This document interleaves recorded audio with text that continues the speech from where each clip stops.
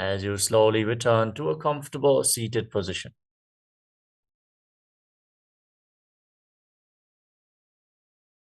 Congratulations, you completed the first 108 asanas, the Pratama Vinyasa Krama. Let us now move on to the next asana of this Tritiya Vinyasa Krama. In a comfortable position that brings ease to your physical and mental space, place your hands on top of your knees in Bindu Mudra, with index fingers and thumbs together. Visualize Swamiji in your inner space and breathe in Samana Kumbhaka. Inhale deeply into your navel region. Hold your breath. Then exhale fully. Again, hold your breath. Feel the flame rising up your spine from the navel region. Internally chant Om Nityananda Paramashivoham in Yathasa Nishtasana.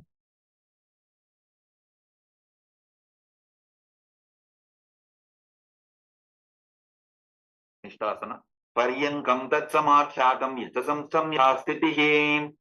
Samasana. Now, place your legs in a cross-legged position and keep your hands on top of your knees in Bindu Mudra. Visualize Swamiji in your inner space as you inhale and exhale as slowly as possible and as deeply as possible again and again. Garbhininaam yogabhyaso yathalabho sukha prasavalabhaya prochate prapta nepati dandapadnavarad veeravatra samanito asanani sada kuryat sudirghaire cha purakaihi. Suptasana.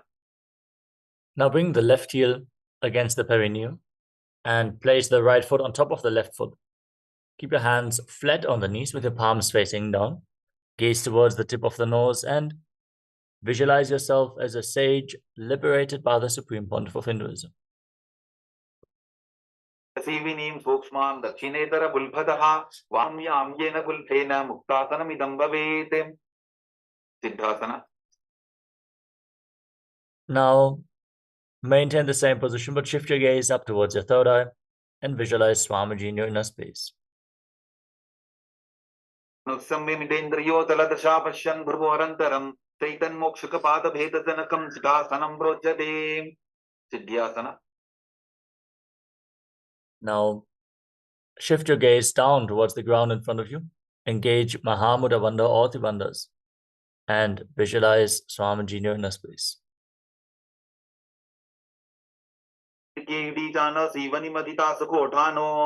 Rudrasana 2. Now shift your gaze up towards your third eye and rotate your hands on top of your knees into Bindu Mudra. Visualize yourself as Lord Rudra.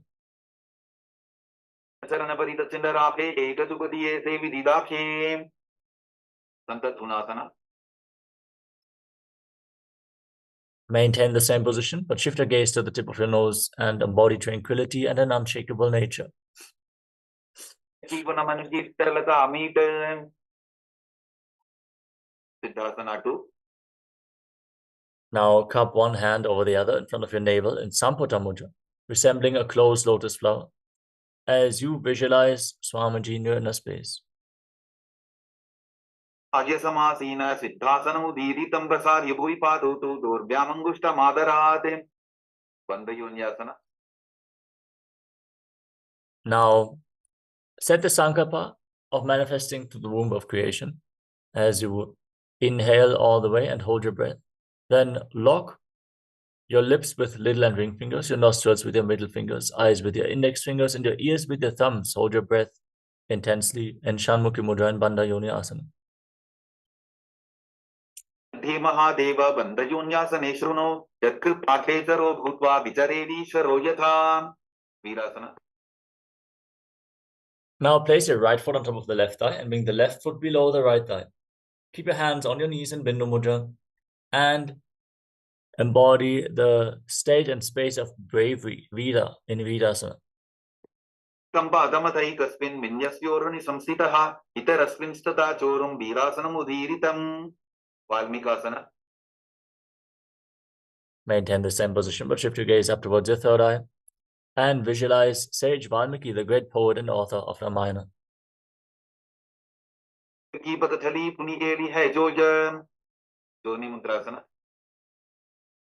Now, place your hands flat on your knees, gaze towards the tip of the nose, and visualize Yoni Mandala, the visual representation of Devi Paramashiva Shakti. Bagdali Jahimahili Kodal Yonyasana. Shift your gaze up towards your third eye, maintain the position, and hold the visualization of Yoni Mandala in Yonyasana. Nyasanam Parvadena Yokapaleni Lam the Karapalalandava Ketaro Yavadevahi Vadrasana 3. Now join the soles of your feet together, interlock your fingers around the toes, and pull your heels against your perineum. Gaze towards the tip of the nose as you pull your stomach in and up in Uddiyana Bandha, and visualize yourself as Lord Veerabhadra in Vadrasana 3.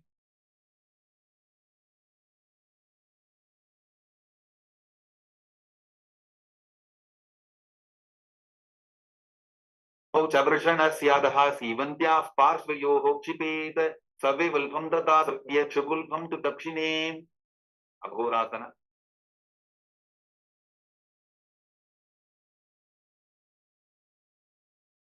Fix your hands properly. Still opening. Showing Vishnuka. Now maintain your legs in the same position. And shift your gaze up towards your third eye. Curl your tongue back and push it up in Kechari Mudra. Place your left hand on the left knee and cover your mouth with your right hand. Close the left nostril with the index finger. Inhale through the right nostril. Then close both nostrils. Hold your breath. Then inhale. Exhale through the left nostril. And again, inhale through the left, inverting the breathing flow in Abhyanta Kumbhaka. Visualize yourself as an Aghori in Aghorasana. Vishrika Jogi, Vahi Vidhi Jogi, Sogi, Kaneri Pavasana.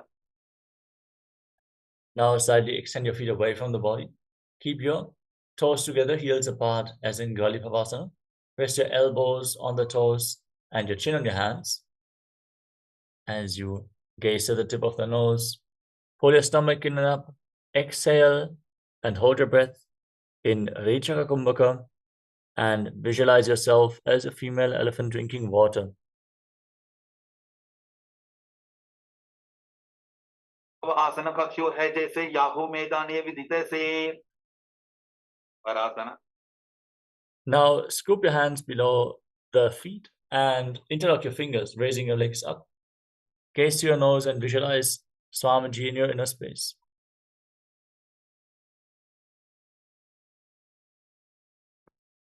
Samreta Yet Payum Vridanishvasa Samyutam Gopi Chandasana. Now free your arms and interlock your fingers around the toes from above. Pull your feet against your chest. As you rest your chin on the toes, gaze towards the tip of the nose and visualize the state and space of a king in Gopi Chandasana. Tripakaka Angutha Kantuku Prashim Udarasana. Now scoop your hands below the feet once more. Interlock your fingers around the toes from below. And then pull your feet against your chest. Rest your chin on your hands, gaze to the nose, and visualize your body free from any defects in Udarasana. Vakadali Sambhashthane Ubaya Hastakari Kurda Hitane Vishasana. Now lift your feet up even higher in front of your face with interlocked fingers in front of your forehead. Visualize yourself excelling in everything in Vishishtasana. Dali Jodi Sambut Kare Bhujasana. Now, one by one, lift your legs up behind your neck. Bend your arms up to hold on to the respective shoulders. Hold on to your neck as you visualize yourself as a cobra in Bhujasana. Vidyayam Kakshasanam Adapparam Grivasanam Tavaramam Bhujasanam Ihocchate Kalyanasana. Now bend your arms down and bring your hands behind your back. Try to interlock your fingers behind your back as you gaze to the tip of the nose and visualize yourself as a beautiful, auspicious goddess. Pakammitane Tinako Godani Chetane Sankatasana. Now, stack your knees as you place the top of the left foot flat on the mat and sit on the left heel. Place your hands on opposite knees, gaze forward in Vaishnavi Mudra.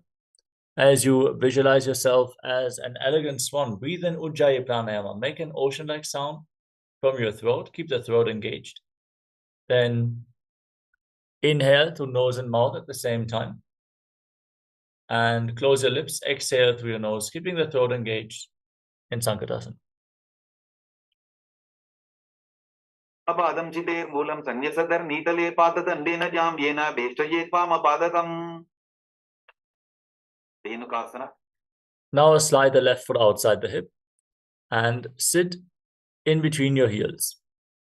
Place your hands on top of the knees as you gaze forward in Vaishnavi Mudra. Hold your stomach in and up and visualize a cow in Dhenukasana. Dinagarabanjaram Rishilindavilyamnim Pachandrasana. Now, slide the right foot on top of the left thigh and place the left foot on top of the right knee. Bring your left arm behind your back, twist your spine, and hold on to opposite thighs. Once you catch your hold of your thighs, twist your spine even more. Gaze up and visualize Swamiji in Machandrasana. Vamadanga Parisaskrani Vamahastapishti Sahani Machandrasana 2. Now untwist your spine, hold onto the big toes and lean forward and down, placing your forehead on the mat. Gaze to your third eye and visualize Swamiji in your inner space. Manatana Jajoji Vamadanga Kesoji Guru Asana. Now rise up, interlock your fingers and place them on the left knee, the top knee. Engage Mahamudra Bandha, all the bandhas, and visualize Swamiji in your inner space. Uleidrapada Sikanitika Pradesh Ulphansam Sapya Sankatasana. Now place the top of the right foot flat on the mat and sit on the right heel. Stack your left knee over top. Hold on to opposite knees. Gaze forward. Visualize yourself as an elegant swan in Sankatasana. Chiter moolam sanyasadar nitale patatena jamyena veshtaye tvamapadatam. Dhenukasana. Now slide the right heel outside the hip, sit in between the heels, and place your hands interlocked on the top knee. Hold your stomach in and up in Uddiyana Bandha and visualize the face of a cow in Dhenukasana. Banjaram Rishilindavilyamnim Pachandrasana. Now slide the left foot on the right thigh and place the right foot on the left knee. Bring your right arm behind your back, twist your spine. Hold on to opposite thighs, gaze to your third eye, and visualize Swamiji in Machandrasana.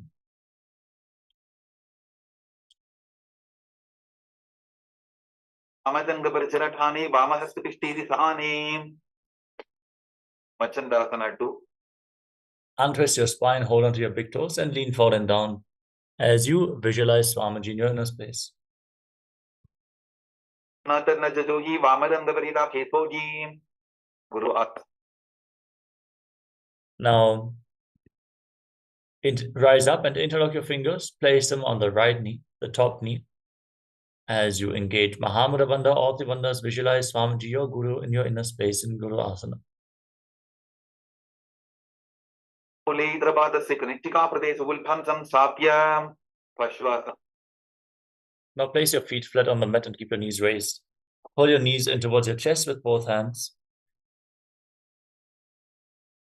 Press your tongue back and up in Kechari Mudra as you gaze to your third eye and visualize Swamiji in Pashasana.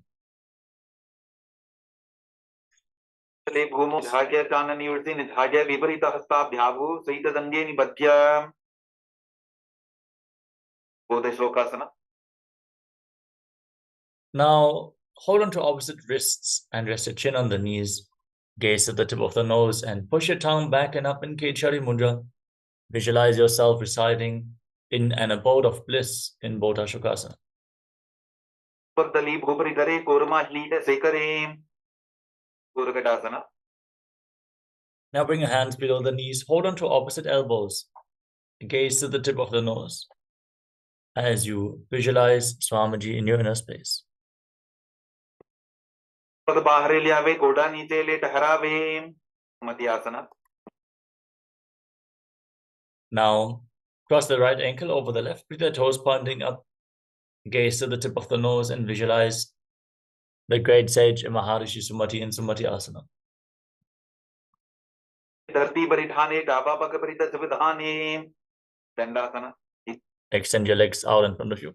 Interlock your fingers and raise your arms up straight with the wrists pointing outwards.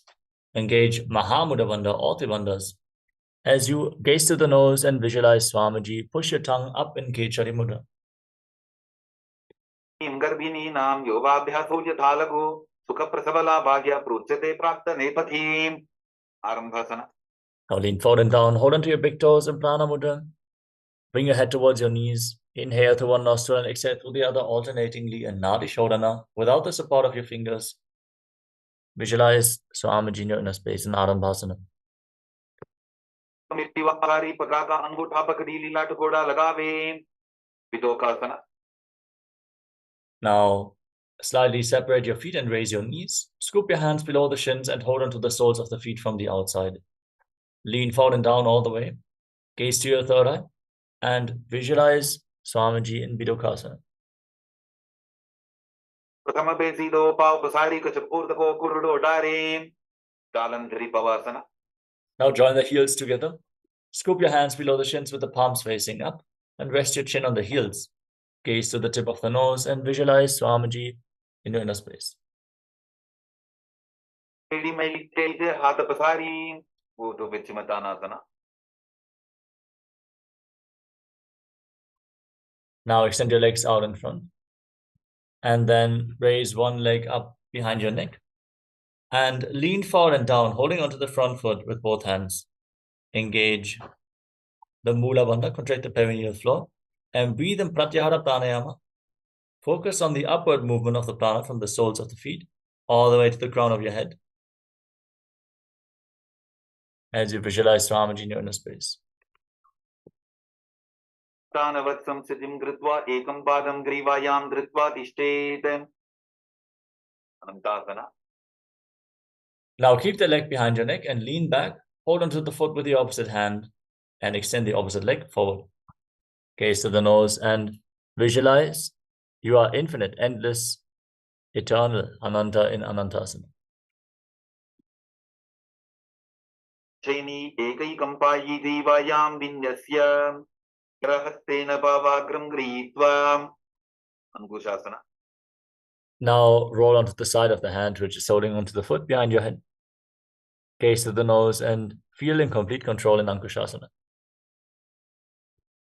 शैत एकैकं पादं ग्रीवायां कुर्वन् इतरहस्तं कर्णमूले स्थापयेत्. दृशासना. Now lay on your back and pull your knees up towards your chest and circle your knees with your arms and rock your body from side to side. As you visualize Swamiji in your inner space, breathe in Pratyahara Pranayama. Feel the prana flowing from the soles of the feet to the crown of your head. उत्तान शैनं जानुनी हृदये वष्टम्भा, गंगा सहित ऊरूनि करद्वये वद्वा, सव्याप सव्यं लोडयेत्. दृशासनं भवति. वो तो विचिमतानाना. Now rise up, lift the other leg up behind your neck and lean forward and down. Hold onto the front foot with both hands as you visualize Swamiji in your inner space.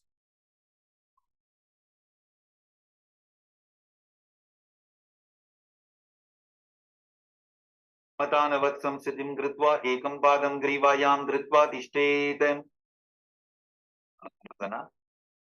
Now lean back, keep the leg behind your neck and extend the opposite leg forward. Gaze to the nose and visualize yourself being without beginning nor end. तानशैनी एकैकं पायी ग्रीवायां विन्यस्य, इतरहस्तेन पावाग्रं गृहीत्वा, अंकुशासना. Now roll onto the side of the hand, which is holding onto the foot behind your head. Gaze to the nose and feel in complete control. शैत एकैकं पादं ग्रीवायां कुर्वन् इतरहस्तं कर्णमूले स्थापयेत्. योगनिद्रासना. Now lay on your back and Pull your knees up towards your chest. Then, one by one, lift your legs up behind your neck and encircle your lower back with your hands. Gaze to the tip of the nose and visualize Swamiji in your inner space. Yam veshtaye kantham hastabhyam prishtabandhanam tanmadhye shainam kuryad yoganidra sukhaprada. Atmaramasana. Now, bend your arms up and interlock your fingers around your neck as you gaze to the nose and visualize Lord Vishnu is blessing you from within. Arama asana prakam sudhoso ve. Kochikasana.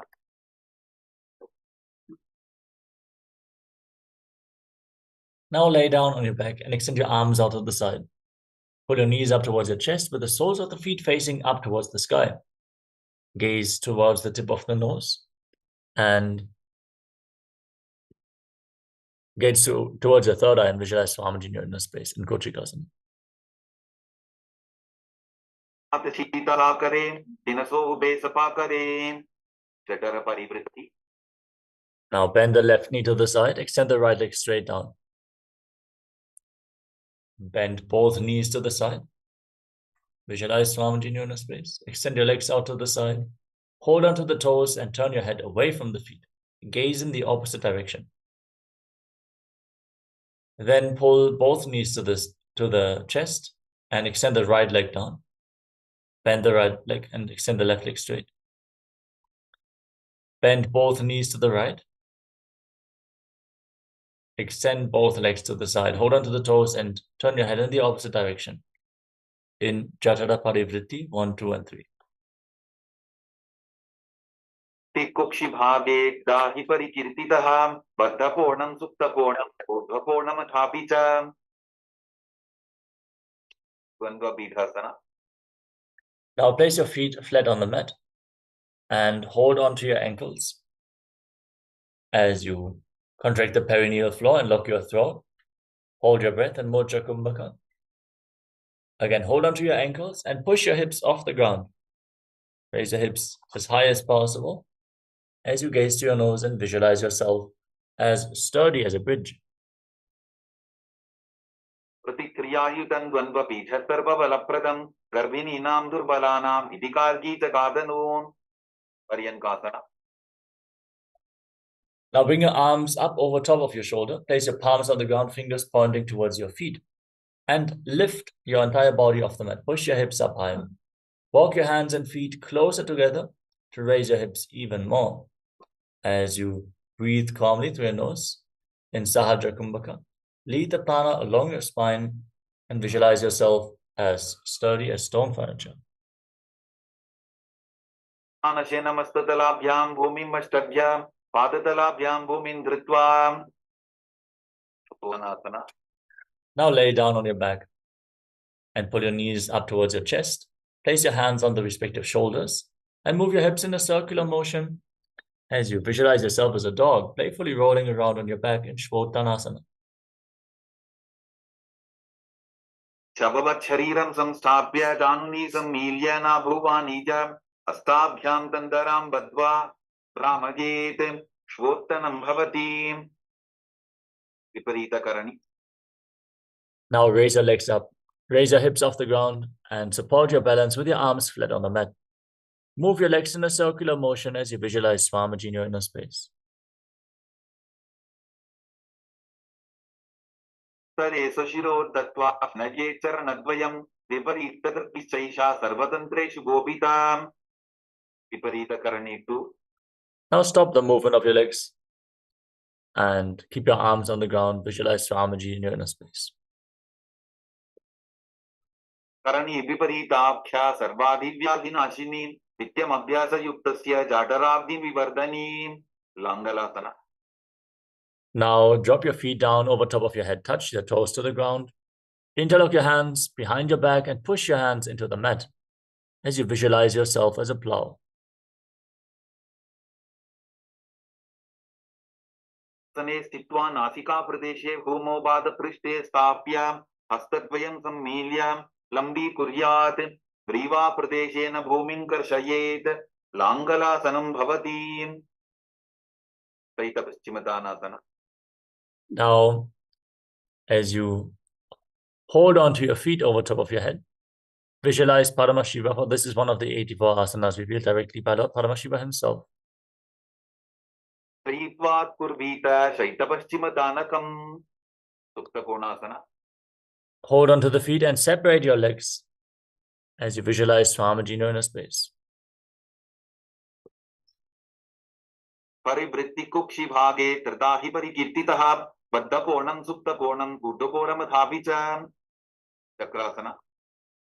Now join your feet together, hold onto your ankles, and roll onto your back, keeping your arms and legs straight. Visualize yourself as a chakra, a wheel, and chakrasana. स्तत्वो पादो कुर्यान्मस्तकतः परो युत्क्रमेण ततर्शीतमेतत् सर्वस्य साधनम् सुप्तप्रसरितपादाङ्गुष्ठासना. Now lay on your back, hold onto the big toes in Prana Mudra with your legs vertical, and then separate your legs wide to the side. Breathe in Ujjayi Pranayama, make an ocean-like sound from your throat as you visualize Swamiji in your inner space. पदं क्रौञ्चं च मरीचिं वीरभद्रकं नटराजन्त्रिकोणं च सुप्ताङ्गुष्ठकारणे सुप्तपादाङ्गुष्ठासना. Now join your feet back together. Keep your arms and legs straight and visualize Swamiji in your inner space. उत्तानपादं क्रौञ्चं च मरीचिं वीरभद्रकं नटराजन्त्रिकोणं च सुप्ताङ्गुष्ठप्रसारणे मत्स्यासना. Now cross your legs into Padmasana. Place your knees down on the ground and hold on to opposite elbows over top of your head. Gaze to the tip of the nose and visualize Matsya, the fish avatar of Lord Vishnu, in Matsyasana. पद्मासनं कृत्वा उत्तानशयनं चरेत् कूर्पराभ्यां शिरो बेया मत्स्यासनं तु रोगः परशुरामासना. With your legs in Padmasana, place the backside of the right hand on top of the left palm over top of your head and visualize Lord Rama in your inner space.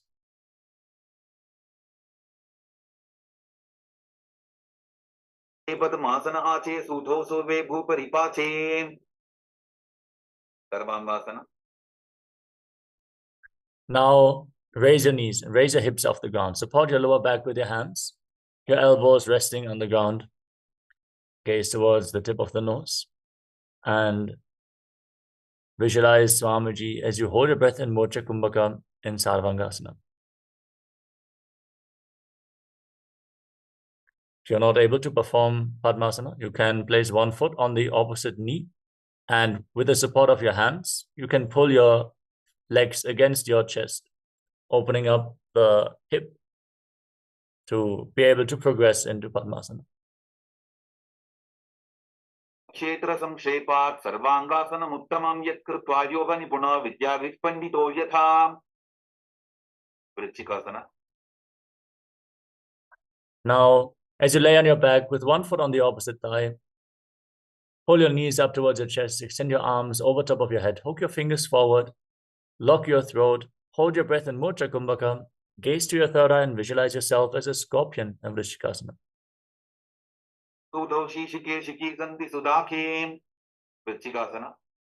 Exchange the position of your legs and again pull your knees up, your arms extended upwards.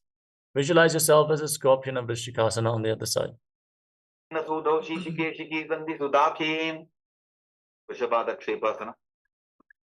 Now, lay on your back, interlock your fingers around your neck, and alternate pulling your knees in towards your chest.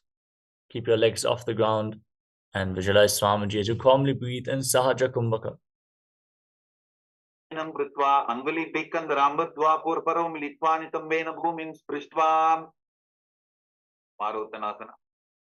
Now place your palms on the ground next to your hip and pull your knees up. Alternate touching your ears with the respective knees as you visualize Swamiji in your inner space. भूतानवस्थं स्थिति कृत्वा जानद्वयं पर्यायेन कर्मयोगं स्पृशेत् वृकासना.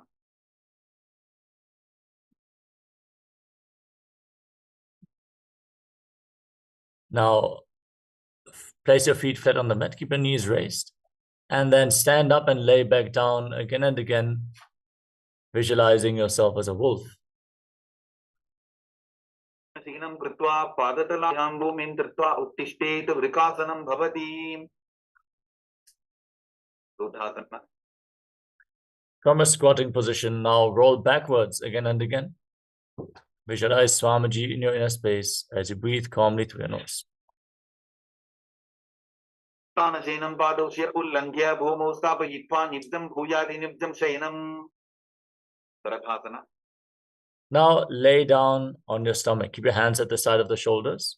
Contract your lips and make a whistling sound like a flute on the inhalation through your mouth as you visualize yourself as a chariot carrying warriors into a battle for Dharma on your chariot back.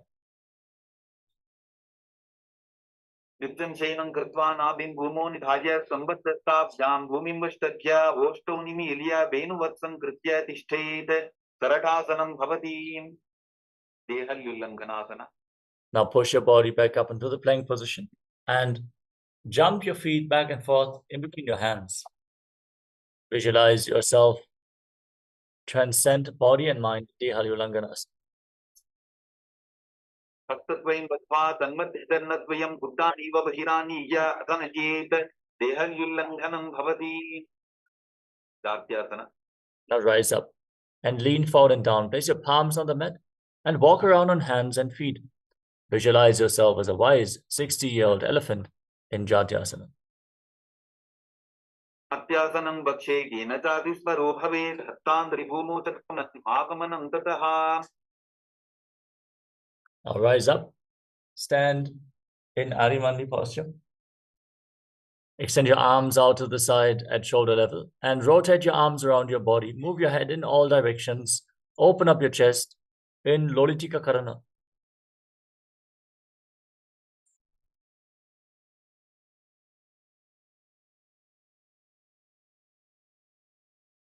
Next up is Sarapasana. If you have a rope available, tie your feet with a rope. Then stand erect on the mat like a rod. Keep your elbows close to your waist, your hands on your thighs. Gaze forward and visualize your Kundalini Devi is rising and curling upwards around your body like a serpent in Sarapasana. अथ सर्पासनं वक्षे वायुपानाय केवलं शरीरं दण्डवत्तिष्ठेत् रज्जुबन्धपादयोः वायवी कुण्डली देवी कुण्डलाकारमङ्गुले. पुष्पसाधनासना. Now lean forward and down, hold onto your toes from the front, keep your hands and fists, and walk around on your hands as you visualize yourself as a camel. प्रदेशेन भूमौ निधाय उपरिपादतले संस्थाप्य उष्ट्रसाधनं भवति. वासना. Now hold your toes from the side, from the same position. Walk around on your hands as you visualize yourself as a horse. कनिष्ठिका प्रदेशेन भूमौ निधाय उपरिपादतले संस्थाप्य अश्ववत् शरीरं चलनीयम् अश्वासनं भवति. कपोतनिटकासना. Now stand with your heels touching and your toes pointing outwards. Interlock your hands behind your back and pull your hands down towards your calves as you lean back all the way. Tilt back, breathe deeply through your nose, lead the prana along your spine, allowing you to lean down even further as you visualize yourself as a soaring bird diving. पादतले भूमौ निधाय पृष्ठभागेन हस्तौ जङ्घापर्यन्तं नीत्वा कपोतनिटकं भवति. Now stand in Arimandi and join your hands in Namaskara Mudra in front of your heart center. Bow down to one side as you raise the respective field and open up your palms again and again on both sides. Visualize yourself holding a bouquet of flowers and offering it to Paramashiva.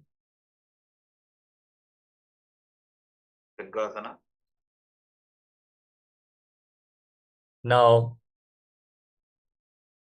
Visualize yourself as a rhinoceros and gaze to your nose as you lay down on your stomach and jump your feet back up towards your hands and stand with your hands extended in Namaskara Mudra, resembling the horn of the rhinoceros in Khadgasana. Tamasanam krutva padataladhyam bhumim vashtadhya uttishthet khadgasanam bhavati. Now hold on to weights and sit down and stand back up. Gaze to the tip of the nose and visualize Swamiji in your inner space. Uttatavyam pasitavyam iti uttanottanam bhavati. Kusalasana. Now raise your arms up over top of your head and jump repeatedly, visualizing yourself as a mace. Sarlam stitva urudambhavanaye varam varam uttanam krutva najyet kusatlanam bhavati. Now hold on to one foot and pull it in towards your chest with both hands. As you sit down and stand back up on the other leg, alternate on both sides as you gaze to the nose and visualize Swamiji in your inner space. Padatalam kukshu nidhaya tishtet utshirshakam bhavati. Next up is the Parshvajanukarana. Now keep the toes of the right foot pointing outwards and lift the left knee up towards your chest. And circle the raised leg with your arm, keeping the hand in a fist, and the other hand on the inner thigh.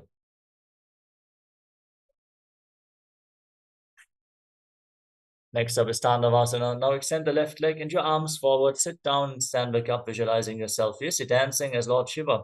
Hold on to weights if you want to intensify this asana. Shavasana. Ekena padena satavyam tandavasanam bhavati. Hamanasana. Now lift the left leg up. Bring the left heel against the perineum, hands at the side of the knees. Visualize Lord Brahma is blessing you from within in Brahmanasana. Asanama vakshe yatkritva brahmano bhavet ekapadamaro datva tishtetanda pratarbuvi. Sarvasana. Now cross the left leg over and around the right knee. Tuck the toes behind the calf. Bring the left arm below the right and join your hands in Namaskara Mudra. Visualize yourself as Lord Garuda with big wings on your back in Garudasana 3. Anakurma bidham cha sanghakarudam evacha pata janam komham cha bharatvasantra vikramam. Ekapadasana. Now place the left foot on top of the right thigh and keep your hands at the side of the knees. Visualize Swamiji in your inner space. Dakshan grimbama padasya tangopari nidhajitam. Sarvasana. Now hold on to the big toe of the left foot and extend the leg out to the side as you rotate quickly on the standing leg. Visualize yourself as the North Pole Star. Tenudandarupasya kasya padasya pram dhritva appadatalam gomo nidhajam tvaraya brahmanam kartavyam dhruvasanam bhavati. Vikramasana.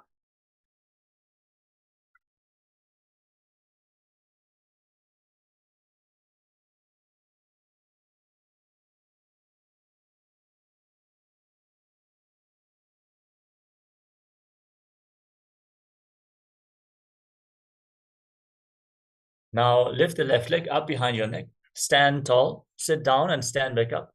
Perform the 3 steps of Lord Vishnu as you visualize Lord Vishnu is blessing you from within. Padam samstapya sadhavyam sadhavyam trivikramasanam bhavati. Tandavasana. Ekena padena sadhavyam tandavasanam bhavati.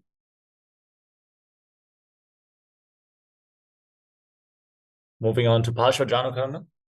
Now keep the toes of the left foot pointing outwards and lift the right knee up towards your chest and circle the raised leg with your arm, hand in a fist, the other hand on the inner thigh.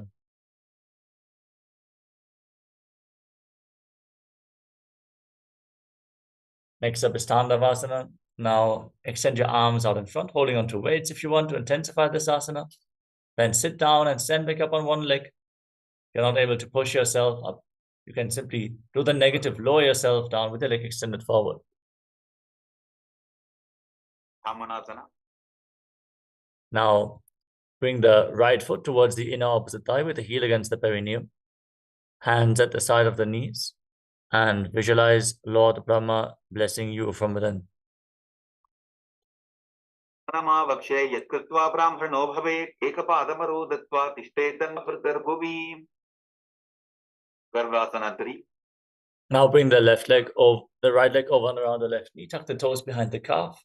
Bring the right arm below the left and join your hands in Namaskara Mudra as you visualize yourself as Lord Garuda.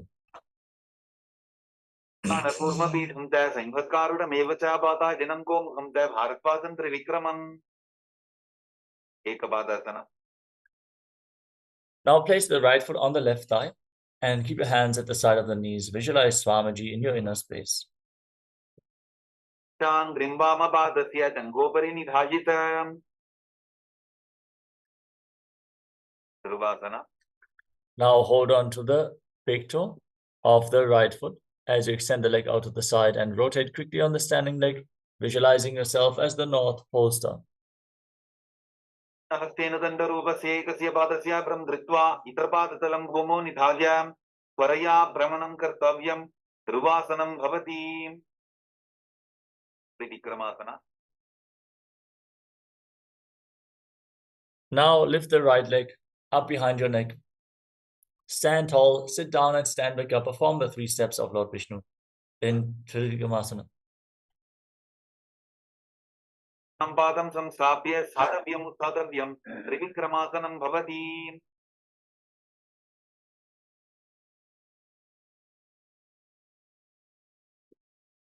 Moving on to Samanaka Karana. Stand with the heels touching, toes pointing outwards, and the hands slightly extended away from the body, fingers pointing one by one. Breathe calmly and relaxed from this intense sequence of asanas as we get ready for the final 100 asanas of this sequence.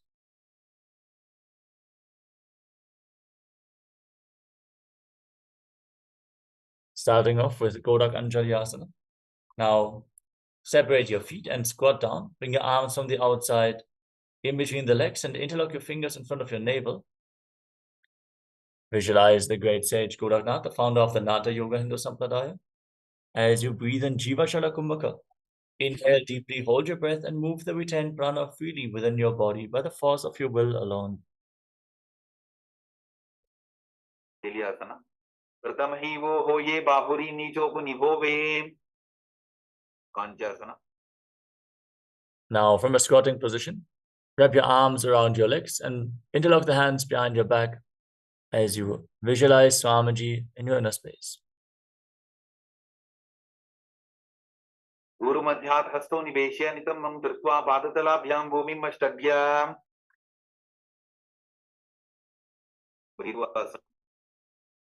Now keep your heels together and interlock your hands around your lower back. As you gaze towards your navel, visualize Bhagavan Kala Bhairava, the Lord of Time.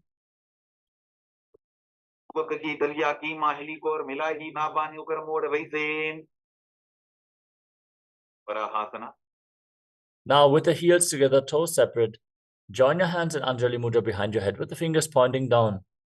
Keep your elbows extended forward, gaze to the nose and visualize yourself as Varaha, the boar avatar of Lord Vishnu.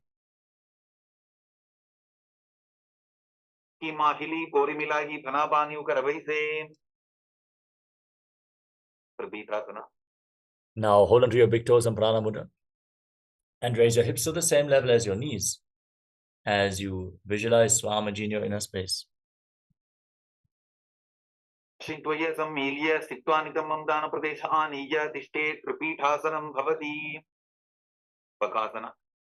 Now place your palms on the ground, bring your knees onto your arms towards your armpits. Raise your hips, straighten your legs, and lean forward onto your arms. Lift your feet off the ground and balance, visualizing yourself as a crow.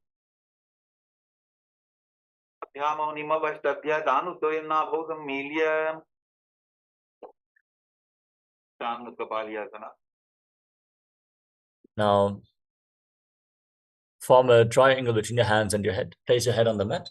Bring your knees onto your elbows, raise your hips above the shoulders, and then raise your legs up straight, crossing them into Padmasana. Gaze to the tip of the nose and visualize Swamiji in your inner space in Sushtanga Kapali Asana.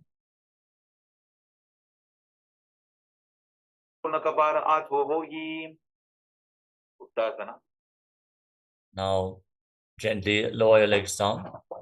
Come to a kneeling position. Sit in between your heels with the toes touching behind your back and place your hands on the respective knees. Gaze to the tip of the nose and visualize yourself residing in the bliss, in the secret seat with Paramashiva and Guru in Guptasana.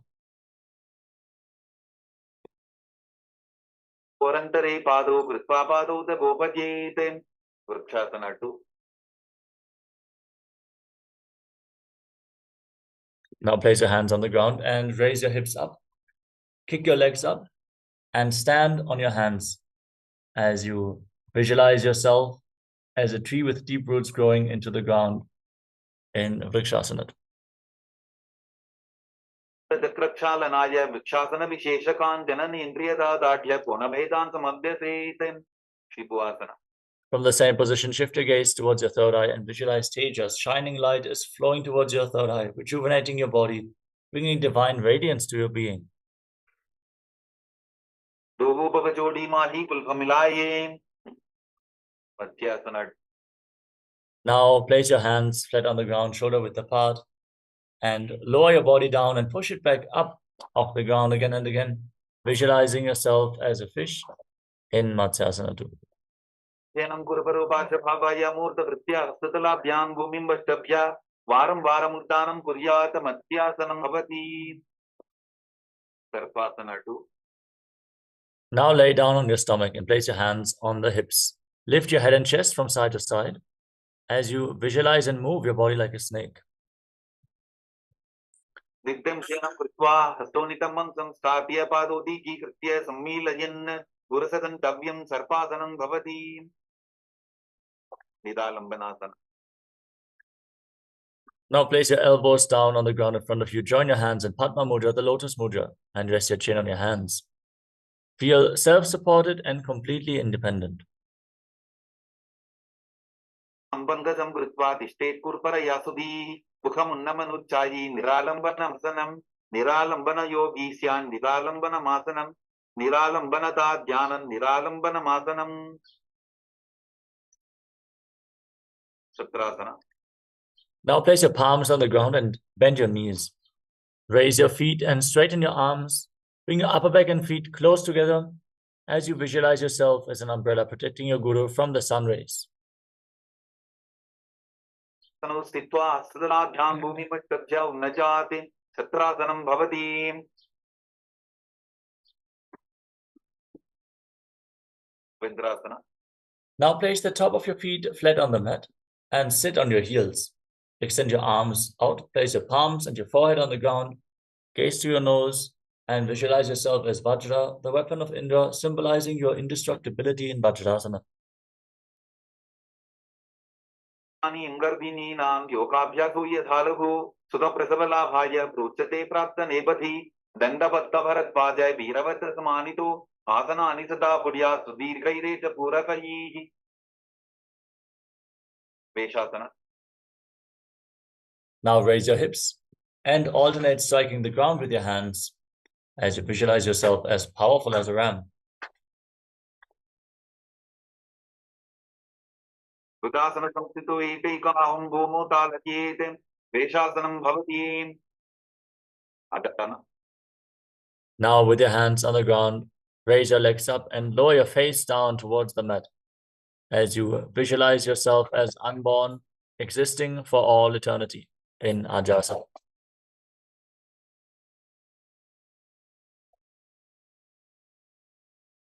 Udasana Samstito Bhatasai Mantra Likitya Vastakena Bhumim Sprashetem. Dhanantarasana. Now come to a kneeling position. Hold on to your feet and pull them in towards your perineum. Then place your hands on the respective knees and gaze towards the tip of the nose. Visualize Swamiji as you make an ocean-like sound from your throat in Ujjayi Pranayam. Vidhi Parihata Ki Kakati Cho Hana Charamodi Pataki Anguli Agrimet Labe. Angamottanam. Now extend your arms out in front, interlock your fingers, and move your arms up, down, left, right, in all directions. Give massage to the various different joints and muscles of your body. Then interlock your hands behind your back and repeat the movement as you visualize Swamiji in the Angamottanam.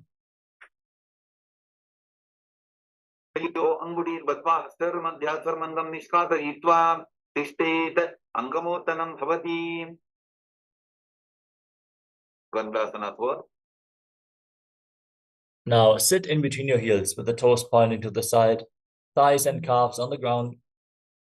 Keep your hands on your knees and visualize yourself as Lord Garuda flying Lord Vishnu and Lakshmi on his back.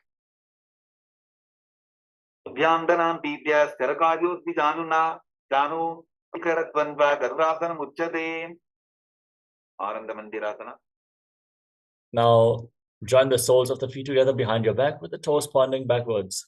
Keep your knees wide apart. Sit down in front of your heels with the front of your buttocks on the mat. Hold on to your ankles and gaze up towards your third eye as you visualize yourself residing in the blissful space of a temple.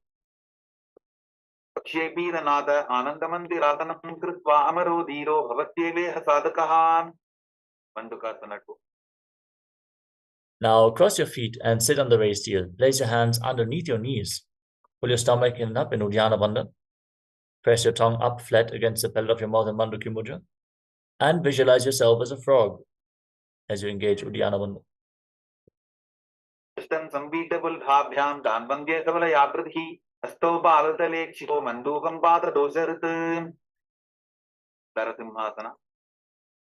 Now tuck your toes and sit on raised heels. Place your palms on the ground in front of you, thumbs touching. Gaze to the tip of the nose, stick your tongue out and exhale forcefully through your mouth again and again as you visualize Lord Narasimha, the lion man avatar of Mahavishnu.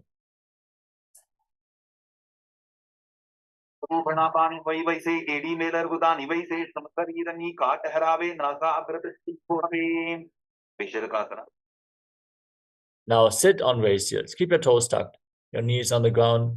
Cover your mouth with your hands, your thumbs underneath the teeth. Lock your lips. Then inhale through the right nostril and exhale through your mouth again and again. As you gaze to the tip of the nose and visualize yourself as Devi Paramashiva Shakti, victorious over all your fears.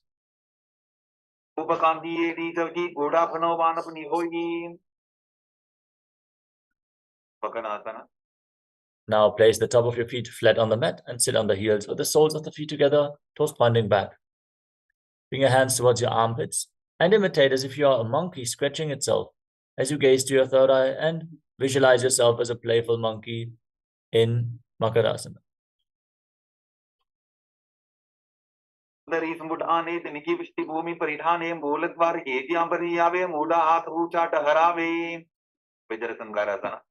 Now tuck your toes, keep your knees wide apart and sit on raised heels. Hold on to opposite elbows behind your back as you gaze to the tip of the nose and embody diamond-like strength for you and your Sangha, your spiritual community.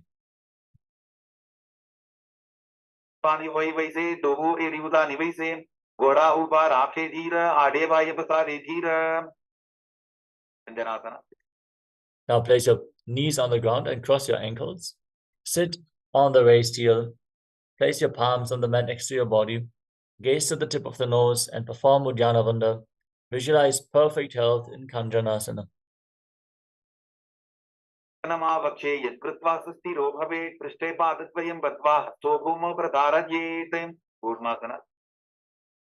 Now, place your hands on the respective knees and make your upper back and neck stiff like the shell of a turtle as you embody a turtle with a stable body and mind to live for centuries in Kurmasana, the turtle pose.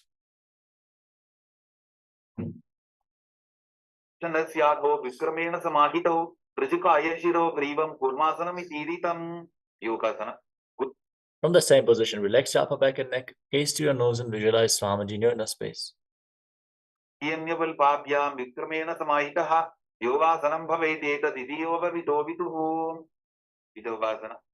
Now rise up on your knees. Stand on your knees and cross your feet behind your back.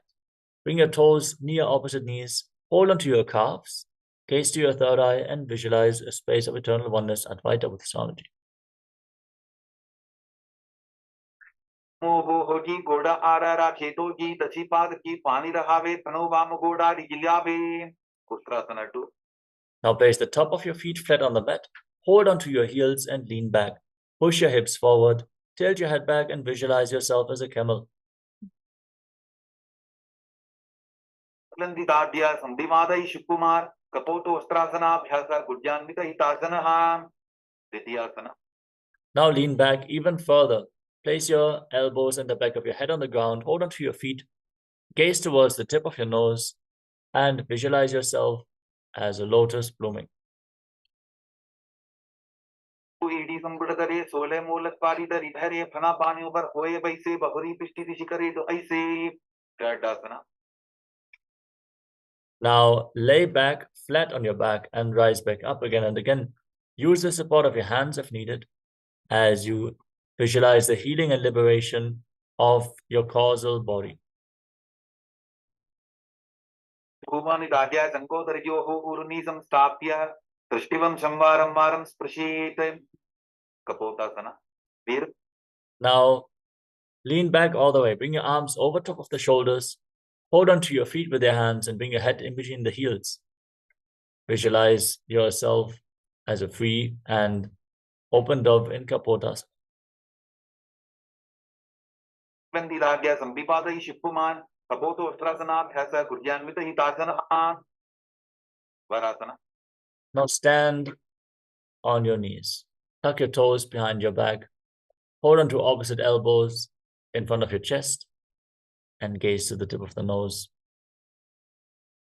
Visualize Paramashiva in your inner space. For this is the boon fulfilling posture. Receive your boon from Paramashiva. Bhumo samstapya stabhyam bahu parasparam dhritva sarvam dishtet varasanam bhavati Varahasana 2. Now sit on raised heels, keep your toes tucked and place your forearms on the ground. Rest your head on your hands and visualize yourself as Varaha, the boar avatar of Lord Vishnu. Chandram Vedanani Asanani Nikachente Purparo Bhumastapagitva Janubhyam Avnimam Ishtata Hastomastake Samstapya Pashin Nitambe Samstapya Ishte Varahasanam Bhavati. With your forearms on the ground, elbows shoulder width apart, interlock your fingers, rest your head on the ground and support your head with your hands. Set yourself up in front of a wall for support if needed. As you raise your hips, walk your feet forward and kick your legs up into a headstand. Gaze to the tip of the nose, breathe calmly through your nose in Sahajra Kumbhaka and visualize yourself as a lob tree in Mundasana. Bhakshe Sarvesham Prani Namsavam Bhutvam Argyapate Dattva Dharayin Marutam Siddhihi Bandhasana. Now come to a kneeling position. Sit on your heels with the knees apart and lean forward and down. Bring your head in between the knees. Hold onto your head with your hands, keeping the elbows outside the legs as you visualize Swamiji. Inhale through your nose and exhale through your mouth in Andasana.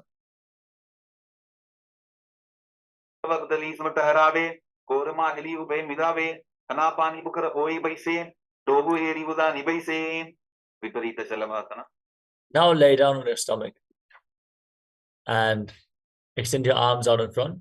Raise your arms, your chest, and your legs off the ground and hold, visualizing yourself as a locust. Now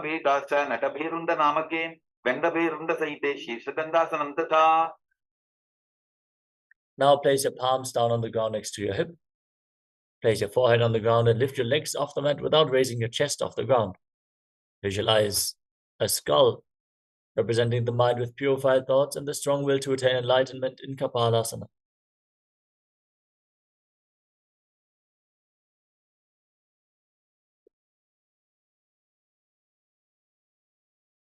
Next up is Akasha Kapotasana. Now kick your legs up over top of your body. Bend your knees and try to touch your feet to the ground in front of your face as you visualize yourself as a free and open dove in Akasha Kapotasana.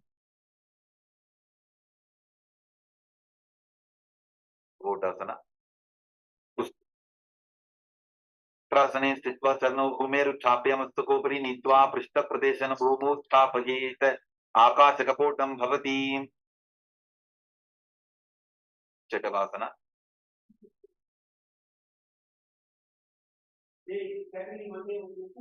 Now come to a kneeling position and place your forearms on the ground in front of your body.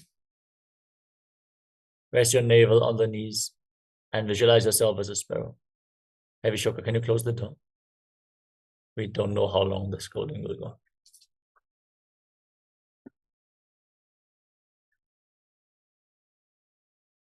Purvarabadyanto hastodha taravol tabhyajamini bhusam kunjya. Vrishikasana 2. Now, with your forearms on the ground, raise your hips, straighten your legs, and then kick your legs up over top of your body.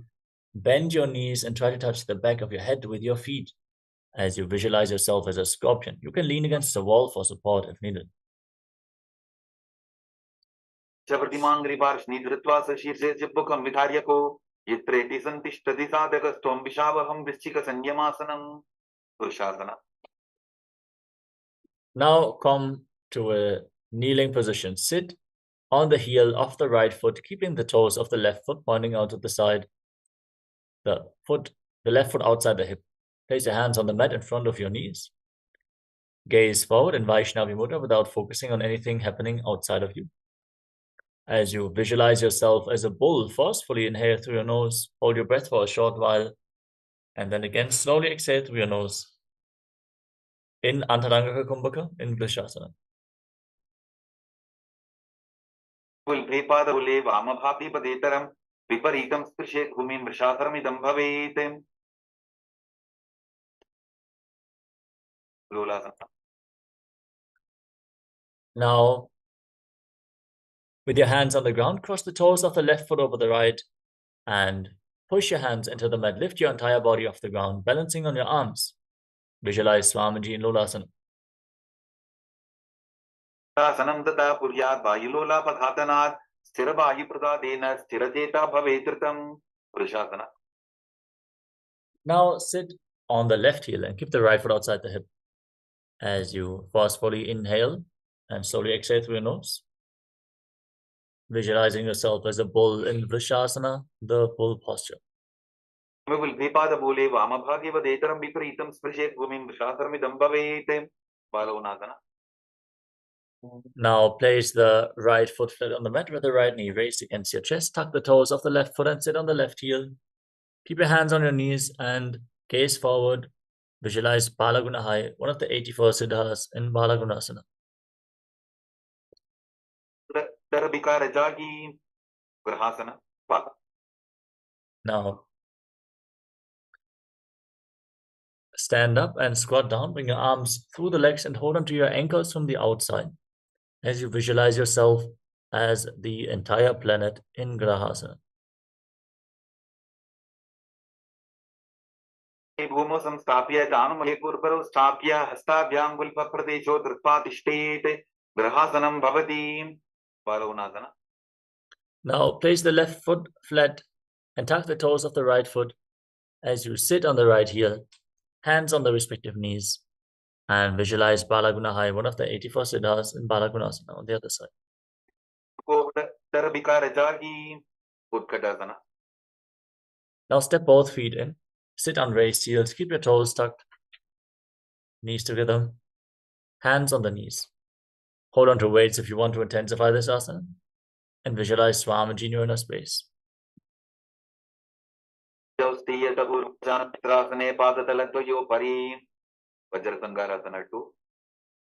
join the soles of the feet and separate your knees wide apart. Hold on to opposite elbows behind your back as you visualize Swamiji in your inner space. Now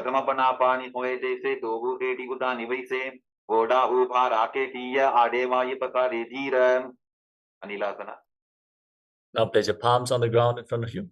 Step your heels onto the back of your hands and gaze towards the tip of the nose as you visualize you are able to live off of air alone in Anilasana.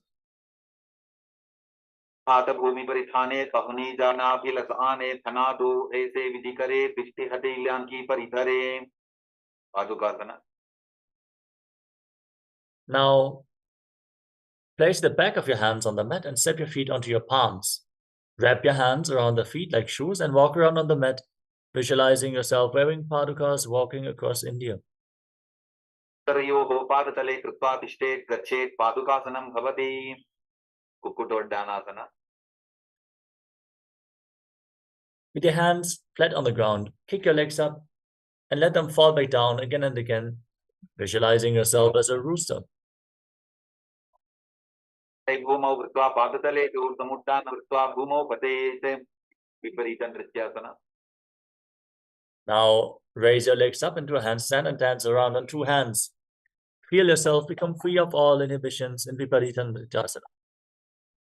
यां भूमिं वष्टभ्या ऊर्ध्वपादाग्रे कुर्वन् हस्तदलाभ्यां नर्तनं कर्तव्यं विपरीतं नृत्यं भवति कुञ्जरासना. Now separate your feet and lean forward and down. Place one hand on the ground, the other hand on the respective ear. Visualize Swamiji in your inner space as you breathe calmly through your nose in Sahadra Kumbhaka and Kunjarasana. वक्षे Mahadev कुञ्जरासनम् उत्तमं करे नैकेन पादाभ्यां भूमौ तिष्ठे शिरकरः कुञ्जरासना. Now exchange the position of your feet, of your hands. Place the other hand on the ear and visualize Swamiji in Kunjarasana on the other side. हे महादेव कुञ्जरासनम् उत्तमं करे नैकेन पादाभ्यां भूमौ तिष्ठे शिरकरः कदम्बासना. Now bring your heels close together and squat down. Hold onto your ankles and raise your buttocks and your toes off the mat. Balance on your heels as you visualize yourself as a kadamba tree, a pious tree that promotes a long life. भूमिं वष्टभ्या हस्तद्वयेन पुल्भौ धृत्वा तिष्ठेत् कदम्ब भवति पवनमुक्तासना. Now place your feet flat on the mat and pull your knees against your chest with your hands. Visualize any excess vata being balanced within your system or removed from the body. स्तुपादयोः पाणिं लात्वा कृत्स्नितम्बके जाननि वक्षसि सादरभक्तिकरवन्दनैः चकोरासना. Now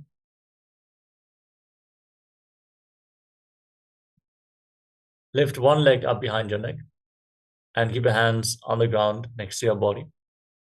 Then extend the other leg forward and lift your entire body up off the mat as you gaze to your third eye and visualize yourself as a powerful source of energy in Chakorasana.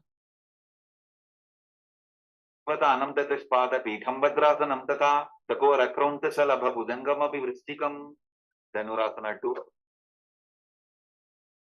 Now hold onto your big toes and pull the left elbow back as if you're pulling a bowstring, bringing the left foot towards your ear. Visualize yourself as a bow. Take aim in Dhanurasana 2. गुष्टौ तु पाणिभ्यां गृहीत्वा श्रवणावधि अष्टावक्रासना. Now lift the left leg over top of the shoulder and hook the right foot over top of the left foot.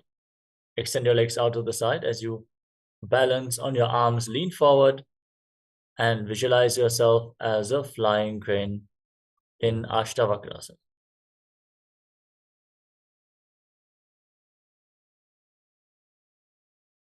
पदकौन्दिन्यम् ऊर्ध्वकुकुटमेव च अष्टावक्रमसोत्थानं मयूरं सेतुबन्धनं प्राणासना.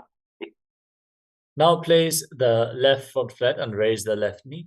Place your right foot on top of the left thigh and bring your left shoulder underneath the raised knee. Gaze up towards your third eye as you visualize yourself as immortal, able to exist solely on prana in pranasana. वक्ष्यामि करोति यः स चामरः एकपादमुरो बद्ध्वा स्कन्धेऽन्यपादरक्षणं पार्श्वमत्येन्द्रासना. Now, bring the right foot outside the left hip and step the left foot over the right knee. Twist your right elbow outside the raised knee, bring the hand below, and interlock your hands behind your back as you twist your spine. Gaze up and visualize Matsyendranatha, the master of Hatha Yoga. अश्वाभ्यां दत्ते यास्तु पार्श्वमत्येन्द्रमुत्तमं चकोरासना. Now, once more, lift the other leg up behind your neck. Hands on the ground, lift your entire body off the mat and balance As you gaze to your third eye and visualize yourself as a powerful source of energy. दशपादपीठं भद्रासनं ता चकोरक्रौञ्चशलभभुजङ्गमपि वृश्चिकं Dhanurasana 2. Hold onto your big toes and pull the right foot towards your ears. You visualize yourself as a bow in Dhanurasana 2. पुष्टौ तु पाणिभ्यां गृहीत्वा श्रवणावधिम् अष्टासना. Now lift the right leg over your shoulder, hook the left foot on top, and extend your legs out to the side. Lean forward and balance on your arms, visualizing yourself as a flying crane. तिष्ठमदकौन्दिन्यम् ऊर्ध्वकुकुटमेव च अष्टावक्रमसोत्थानं मयूरं सेतुबन्धनं प्राणासना. Now, place the right foot flat on the mat and place the left foot on top of the right thigh. Bring your right shoulder underneath the raised knee and push the left knee down to the ground. Gaze up and visualize you are immortal, able to exist solely on prana and pranasana. भेदं वक्ष्यामि करोति यस्य चामरः एकपादमुरो बद्ध्वा स्कन्धेऽन्यपादरक्षणं पार्श्वमध्येन्द्रासना. Now, bring the left foot outside the right hip and step the right foot over top of the left knee. Bring your left arm around the raised knee and the hand below. Interlock your hands behind your back, twist your spine, gaze up, and visualize Sage Matsyenananda in Parsvamatsyendrasana. पार्श्वाभ्यां दृष्टते यास्तु पार्श्वमत्येन्द्रमुत्तमम् अर्धपश्चिमतानासना. Now, keep the left heel against your perineum and extend the right leg forward. Lean forward and down, hold onto the front foot with both hands as you visualize Swamiji in your inner space and breathe in Jiva Chala Kumbhaka.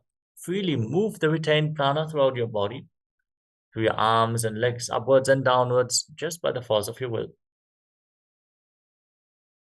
कंबादं प्रसाद्य एकंबादशिवासनासीवनी संबीड्यात्तत्वेन प्रसारितपादान् पुष्टं धृत्वा दानोपरिमस्तकं न्यसेत् अर्धपश्चिमतानं भवति त्वं. Now, bring the left foot outside the hip. Place the top of the foot flat on the mat and lift the right foot up with the knees straight in front of your face. Visualize yourself as a crane, Krauncha and Kraunchasana. तानपादं क्रौञ्चं च मरीचं वीरभद्रकं नटराजं त्रिकोणं च सप्ताङ्गुष्ठप्रसारणे अर्धपश्चिमतानासना. Now bring the left leg extended forward and the right heel against your perineum. Lean forward and down and hold onto the front foot with both hands as you visualize Swamiji in a space. Breathe in Jiva Chala Kumbhaka. पादं प्रसाद्य एकंबादशिवासनासीवनी संबीड्य हस्तद्वयेन प्रसारितपादाङ्गुष्ठं धृत्वा दानोपरिमस्तकं न्यसेत् अर्धपश्चिमतानं भवति त्वं. Now place the right foot flat outside the hip and lift the left foot up in front of your face as you visualize yourself as a crane and Krauncha. Kraunchasana, the crane posture. तानपादं क्रौञ्चं च मरीचं वीरभद्रकं नटराजं त्रिकोणं च सप्ताङ्गुष्ठप्रसारणे स्वस्तिकासना. Now come to a cross-legged position. Bring your feet in between the thighs and calves. Place your hands on the respective knees and gaze to the nose as you embody peace, well-being, good fortune, and prosperity. Visualize a swastika and swastikasana. जानूर्वोरन्तरे सम्यक् कृत्वा पादतले गुहे यज्वायसमासीन स्वस्तिकं तत् प्रचक्षते गोरक्षासना. Now cover your heels with your hands. Lock your throat in Jalandhara, gaze to the tip of the nose, and visualize the great sage Goraknath, the founder of the Nata Yoga Hindu Sampradaya, as you breathe in Jiva Chala Kumbhaka. गोरन्तरे पादौ उत्तानौ व्यक्तसंस्थितौ गुल्फौ छाच्छाद्य हस्ताभ्याम् उत्तानाभ्यां प्रयत्ततः भवासना 2. Now bring your left heel against the perineum and stick the right foot on top of the left thigh. Gaze up towards your third eye as you visualize Swamiji. Meditate on Arihanta. Visualize that you have achieved inner success. As you lock your lips with little and ring fingers, your nostrils with your middle fingers, eyes with your index fingers, and your ears with your thumbs, hold your breath in Shanmukhi Mudra, in Bhagasana. Dashnogutam samstapya dakshangrivamachatane. Yogasana 2. Now, place your feet on top of opposite knees and keep your hands on the ground next to your body with your palms facing up. Gaze towards the tip of the nose and keep your mouth in the shape of the beak of a crow.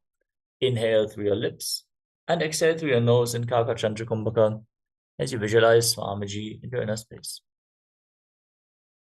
Utarano Kutva samstapyopari januno asanopari samstapya dottankara jipmakam. Urdhva Kutasana. Now place your palms down on the ground next to your body with your legs in Padmasana. If you cannot sit in Padmasana, you can stack your knees and ankles, sit in Ardha Padmasana, the half lotus. Now lift your entire body off the ground as you visualize yourself as a rooster in Urdhva Kukutasana. Tamata kondinyam urdhva vevata ashtavaramathotanam majuram setu bandhanam siddha hardaliyasana. Now bring your hands through the legs, place your palms down on the mat. Don't lift your body up, stay seated on the ground and gaze to the nose as you visualize Swamiji in your inner space. Asana pokare astudo voda sandidare ube hatele bhuderi rakhi oja voda sandime dake. Hamsasana. Now push your hands into the ground and lift your body up. Gaze to the tip of the nose as you visualize yourself as an elegant swan. Kutasana stitva skandaparyantam muru ninitva tishtete hamsasanam bhavati. Paramashivoham. Now raise your hips up and push your hands through the legs.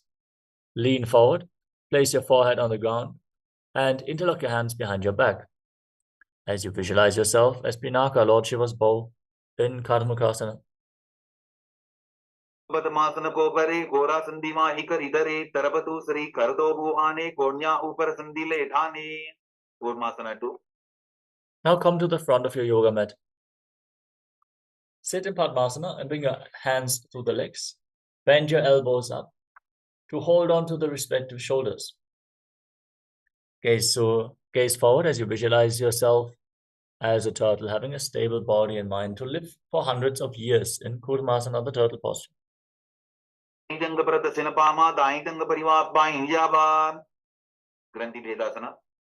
the same position, now lock your throat. Gaze towards the tip of the nose. Visualize the granthis, the knots of your energy channels along your spine are being cut, allowing the free movement of the prana throughout your body in Granthi Bedasana.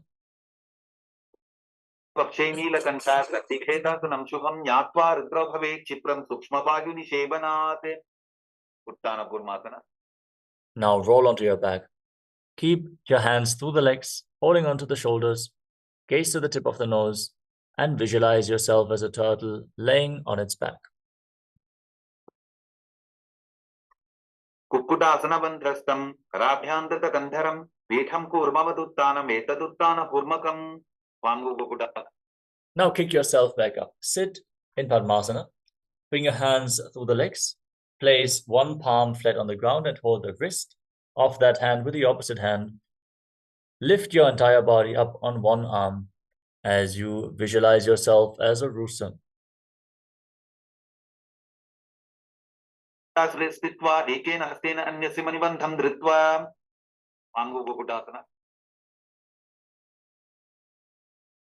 Now exchange the position of your hands.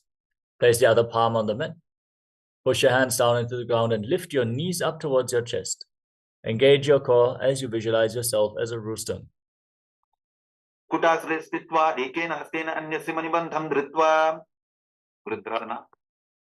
Now sit in Padmasana. Place your elbows down on the toes and interlock your fingers. Rest your chin on your hands. Press your thumbs against your throat and visualize you have gone beyond all greed and covetous in Gridasana.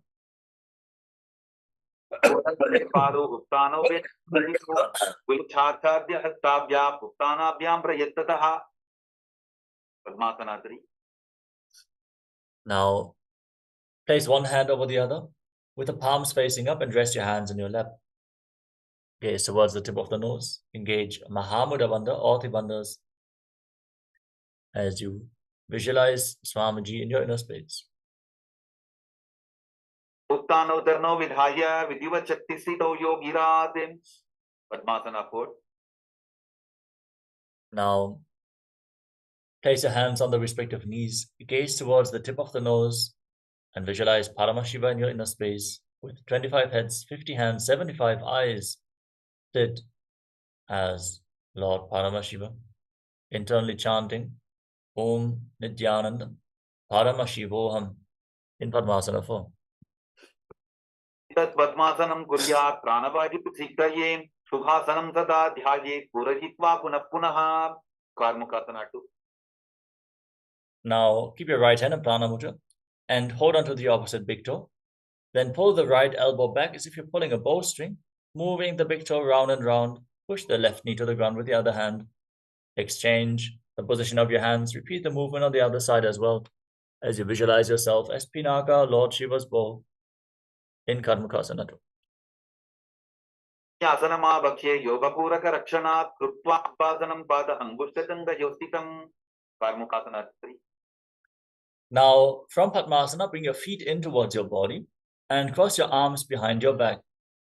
Try to hold on opposite big toes in Prana Mudra with index and middle fingers. As you gaze towards the tip of the nose, engage Mahamudra Bandha or the Bandhas and visualize yourself as Pinaka, Lord Shiva's bow.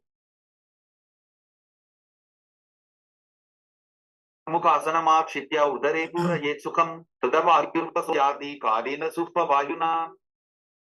Tridasana. Again, if you cannot sit in Padmasana, you can simply place one foot on top of the opposite thigh and the other foot below. From the same position, with your arms crossed behind, lift your head, gaze up towards your third eye, and visualize yourself as the action of Paramashiva's third eye destroying anything you come across in Dridhasana. Amubari tapya padayukam priyatataha dakshinam sabya desheta sabyam dakshina deshage. Magrasana. From the same position now, roll onto your back. Keep your arms crossed behind, your legs in Padmasana. Hold onto the big toes as you gaze towards the tip of the nose and breathe calmly through your nose in Sahaja Kumbhaka, visualizing yourself as a snake in Nagrasana. Padmasana kothane do hat pathani ane pad angutha pukare ani sovai kahunya pulya pati. Kandukasana. Now free your arms and legs and pull your knees up towards your chest. Encircle your legs with your arms and squeeze your body into a ball. Bring your knee towards your chin in Kandukasana. Trasane stitva hastapadan nishpushya urdhvam dajeta prishtavam chena bhumim potayeta kandukasanam bhavati. Urdhvanasana. Now place your feet flat on the ground. Keep your knees raised. Interlock your fingers around your neck and gaze to the nose, breathing calmly in Sahaja Kumbhaka as you visualize Swamiji in Urdhva Bhavanasana. Pradame sudo sahitya karave goda ubha rashi milave pulkama hila angushtatoli kare ekasmela rasoji. Vitasana. Now place your hands underneath your heels with the palms facing up. Lift your hips off the ground, lock your perineum, lock your throat and hold your breath intensely in Mocha Kumbhaka as you visualize yourself as a powerful alpha ape in Madakata Pitasana. Senam padatale uttana hastayo hostapajeta uttana shikipita. Now bring your hands towards your lower back. Extend your legs forward. Rest your body weight on your elbows. Point the toes. Gaze towards the tip of the nose and visualize Swamiji in your inner space. Urbalaheenasche uttana shikipitam apramatta prakurvita bhutte prabhitidendriyaha. Prakasana. Breathe. Now pick your legs up and place your hands on the mat for support as you visualize yourself blissfully traversing through Naraka Loka unscathed in Narakasana. Tena bhumbishtambha pada pratvayamurdham uttrayet darapasanam bhavati. Triyannaukasana. Now bring your hands towards your lower back and support your body, straighten your legs and angle your legs down away from your face. Try to maintain the balance by keeping your core engaged as you visualize yourself as a boat crossing the ocean of samsara and Tiryanokasana.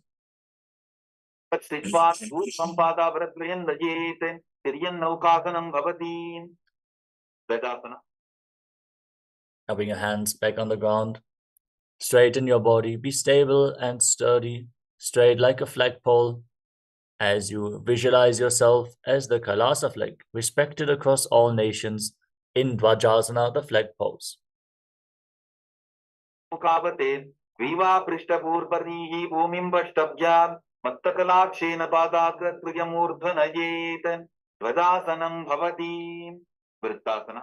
Now lay down flat on your back in the final asana of this sequence, Vritasana.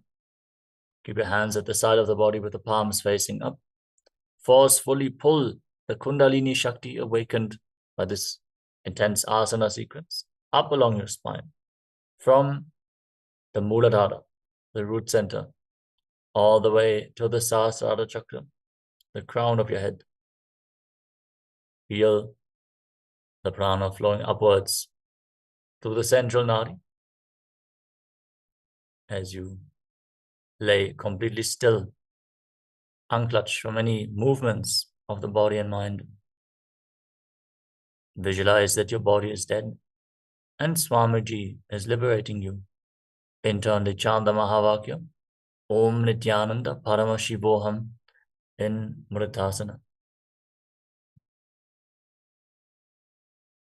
Savanam Shabhavat Bhumau Shayanam Tu Shavasanam Shavasanam Shramaharam Chitta Vishranti Varanam.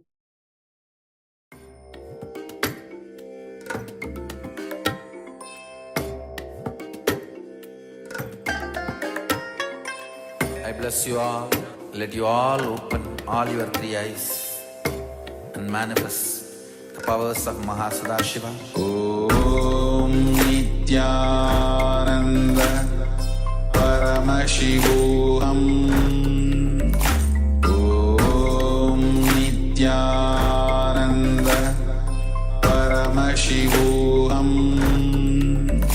Om Nityananda Paramashivoham. Nityananda Paramashivoham. Om Nityananda Paramashivoham. Om Nityananda Paramashivoham. Om Nityananda Paramashivoham. Om Nityananda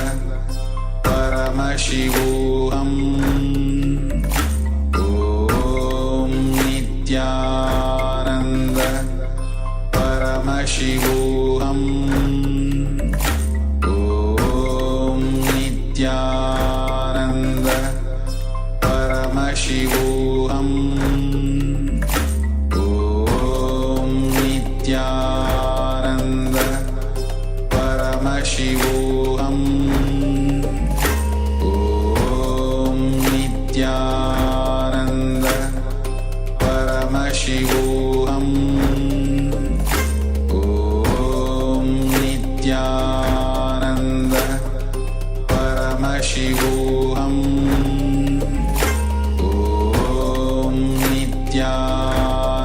Nityananda Paramashivoham. Om Nityananda Paramashivoham. Om Nityananda Paramashivoham. Om Nityananda Paramashivoham. Om Nityananda Paramashivoham.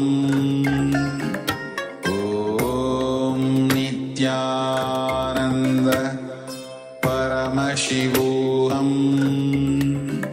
Om Nityananda Paramashivoham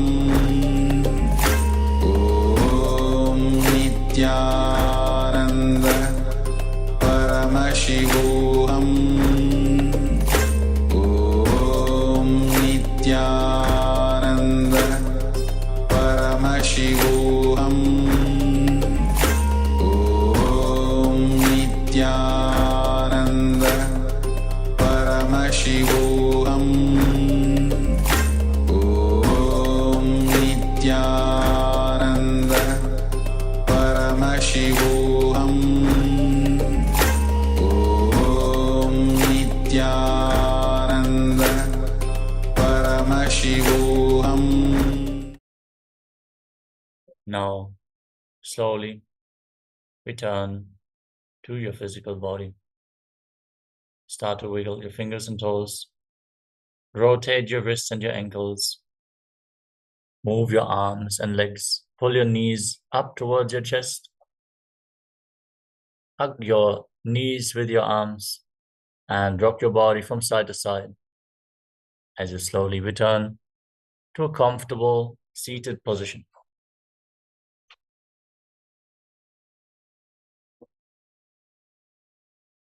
Congratulations, you completed the Vidyavinasakrama 308 asana sequence of Kailasa Nithyananda Yoga. Yes, celebrate yourself for this achievement. Thank you all so much for having been joining us today. And we invite you to now join us for the power manifestation session. This is always the best thing that you can do after intense Nithyananda Yoga is manifest the Shaktis of Paramashivam. Have your blindfolds ready. We're going to manifest the power of blindfold reading. And let us now all sit straight with our head, neck, and spine in a straight line. The hands in Namaskara Mudra in front of the heart center. Close your eyes. Take a deep breath. Bow down and deep reverence to Swamiji as we chant the Purna mantra. Om Purnamadav Purnamidam Purnat Purnamudachyate Purnasya Purnamadaya Purnamevavashishyate. Om Shanti Shanti Shanti. Hari Om Datsat. Sarvam Bhagavat Sri Nithyananda Paramashiva Padukarpanamastu. Om Nithyanandam. Thank you all. Hope to see you all again tomorrow. Nithyanandam.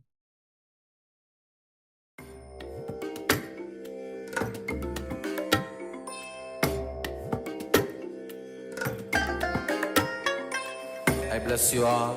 Let you all open all your three eyes and manifest the powers of Mahasada Om Nityananda Paramashivoham Om Nityananda Paramashivoham Om Nityananda Paramashivoham Om Nityananda Paramashivoham Om Nityananda Paramashivoham.